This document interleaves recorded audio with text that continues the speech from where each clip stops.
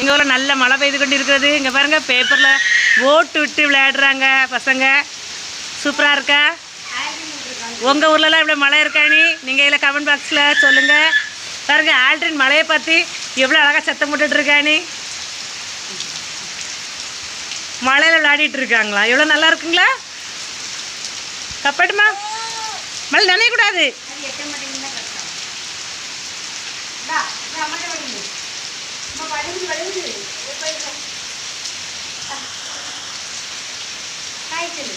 சிரிச்சிருங்க, அதே இருக்கணும். அங்கே போகணும். மழை எடுத்து அதிசயமாக பார்க்கலாம்.